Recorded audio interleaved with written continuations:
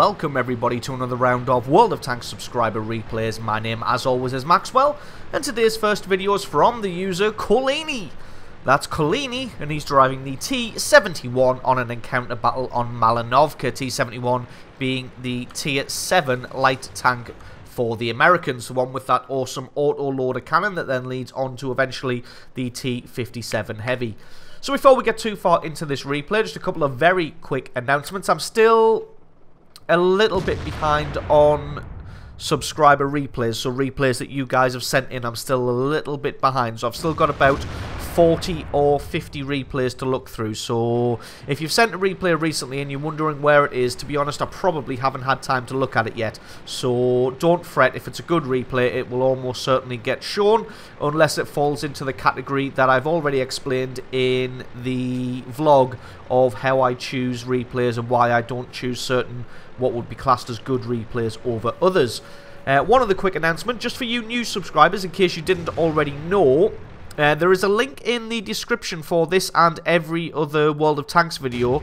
Nice shot on that VK there, for a program called TeamSpeak 3. So what you can do is you can go ahead and download TeamSpeak using the link in the description, and there are some details for the server that I host. So basically what I do is I host, I think it's about a 25 or 30 slot TeamSpeak server, free of charge for you guys, so that if you want to go on there and play some World of Tanks Platoon with your friends, you can use that as, or just any game really. There's no restrictions. There's no password on the server. You can just go on with yourself and as many of your friends as you like, and just use that TeamSpeak server that I host for you guys. That's just one of my ways of saying thank you to all of you great subscribers. There's just go ahead and use that TeamSpeak server. So, on to this battle at hand. He's already spotted out a good portion of the enemy team moving up towards the hill. Got some good damage on that 30-02 earlier, and has now spotted out this Tiger 2, and is just going to put shots straight into his side. For some reason, the Tiger 2 getting shot in the side, deciding not to angle his tank for some reason.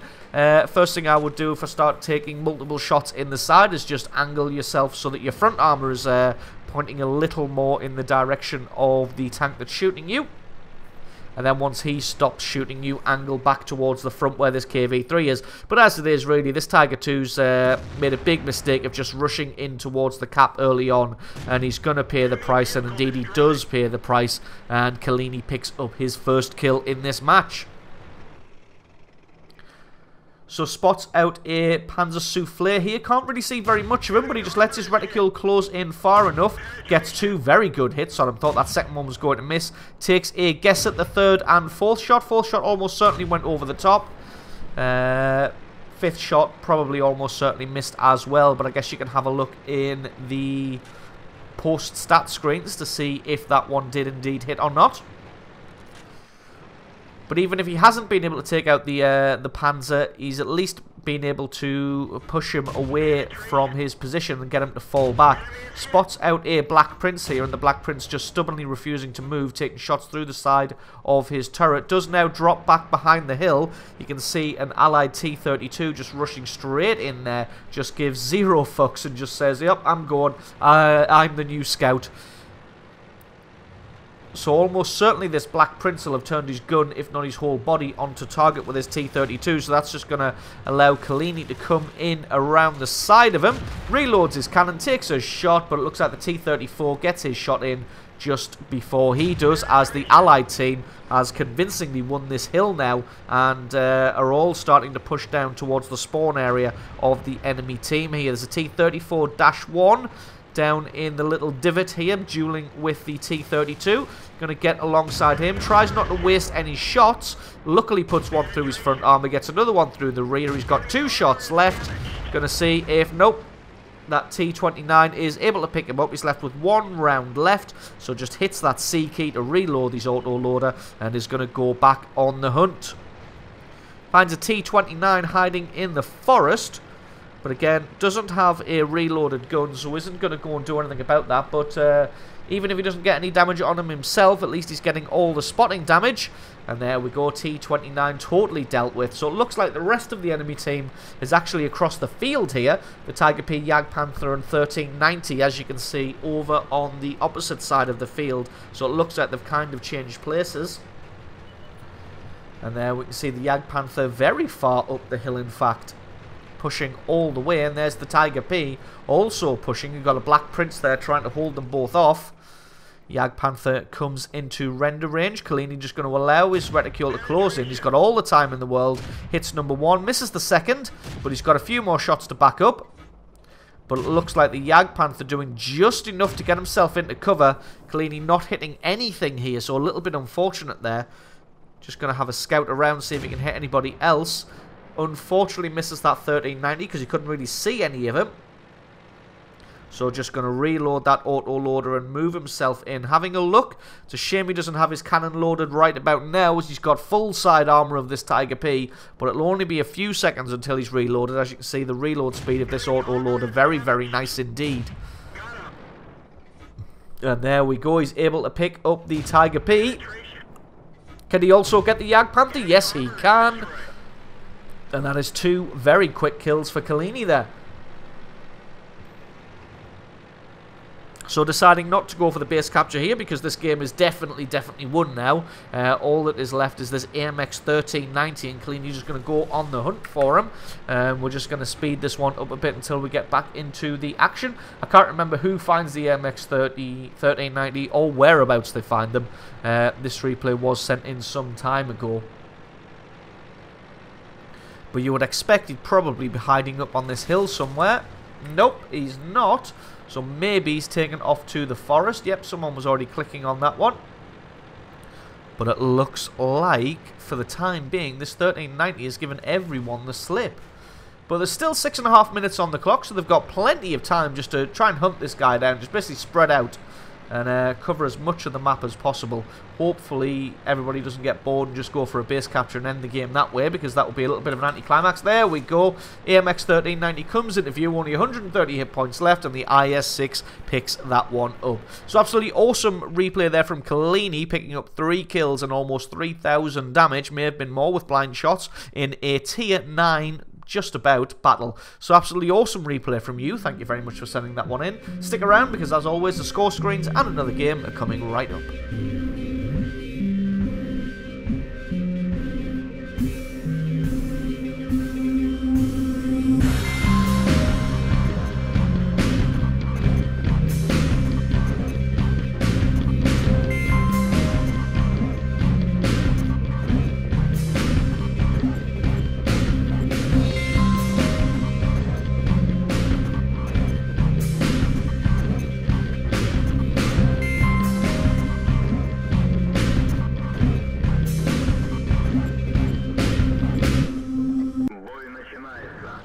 And our second replay of the day is from the user, bear with me while I butcher the pronunciation, Giorgos Axis. That's Giorgos Axis, and he's driving the Object 140 on a standard battle on Karelia. Object 140 being a tier 10 medium tank for the Russians.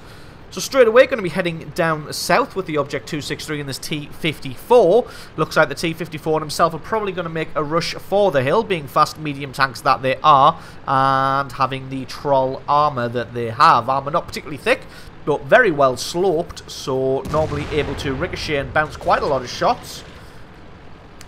263 being tracked there, so he's probably, Allies just going to leave him to the wolves, as it were. Just leave him out hanging to get taken out.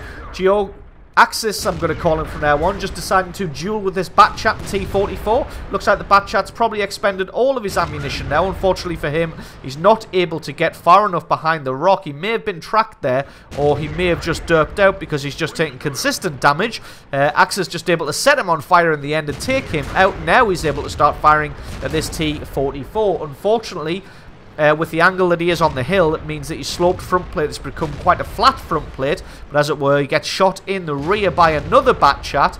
But it looks like that's all of the Batchat's ammunition. Up there we go. That'll be his last shot right there. And one more hit from Axis here. Nope, it looks like the Centurion weren't able to take him out. But now he's got to go and try and deal with this T-44. It did get set on fire, but as you can see, packing a premium fire extinguisher there. Probably one of the ones that you get for free for completing all of those missions. So a little bit lucky that he had that, or that would have been curtains for him. Couple of shots, and hopefully he can take out this T-44. So the fight for the hill has been tooth and nail and fast and furious. Just one more hit on this T-44. He fires back, but all he's able to do is damage the gun of the Object 140. And then that is it. The battle for the hill is finally over. Oh no, it's not, as an AMX-50B comes into view here. Axis going to try and take cover behind the rocks, as it were. Does get a good hit on the AMX-50B, able to take his track out.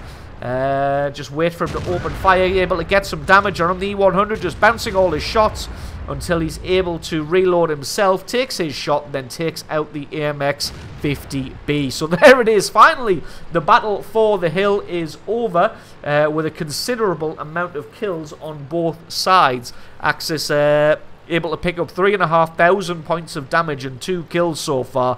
Did get himself whittled down to just 30 hit points there, but really just did the absolute best that he could in a real shitty situation there.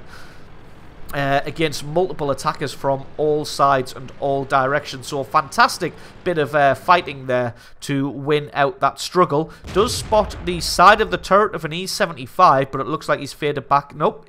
Gets spotted again, so just going to wait and try and put some damage through the side of this E-75. For some reason, the E-75 takes the hit, but doesn't decide to move back behind a rock. So really, he's just going to get punished here.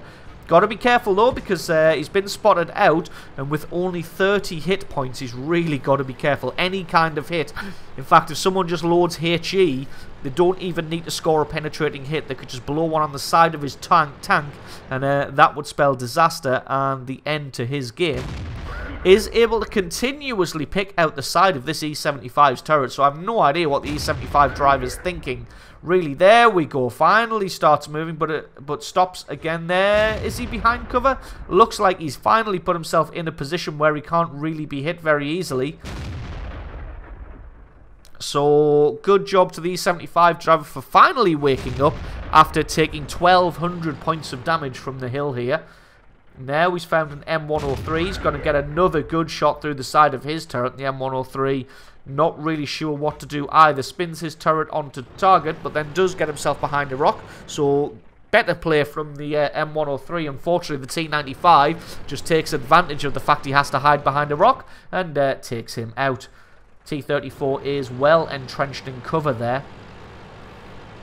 So there's nobody else really on this flank left for him to shoot at, and his allies have pushed up all the way to base now. Still not able to get anything on this T-34. E-75 shows himself again, just bouncing on that much stronger front plate. So finally the E-75's woken up and angling himself a lot better now.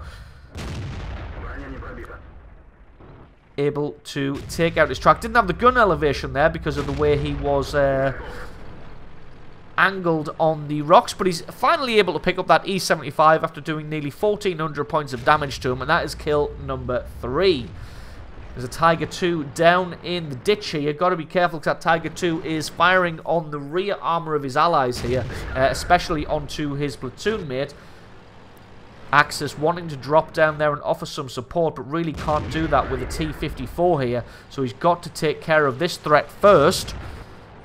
Let's see if someone can take out this T-34, but again, gun elevation letting him down there. Just decides so that the T-54's moved off fast enough that he's going to be able to come around behind. The Lerva and that T-54 look like they've made short work of the M103 that was in that area. And this game is still, I mean, it might look like the Allies are winning considerably, but it's still, the score is 9-7. And a lot of these tanks for the enemy are pretty damn strong. Does get a good shot on the rear of this Tiger 2. Tiger 2 deciding to do nothing about it and takes a second shot in the rear. Can Axis get a third one in the rear of the armory? Can indeed. And he's done a quick 900 points of damage. Nearly 1,000 points of damage to this Tiger 2. just because the Tiger II didn't decide to turn around and put his strongest armor onto target, just decided to continue running away, and that proved to be for the worst. Like you see there, it takes almost 1,000 points of damage.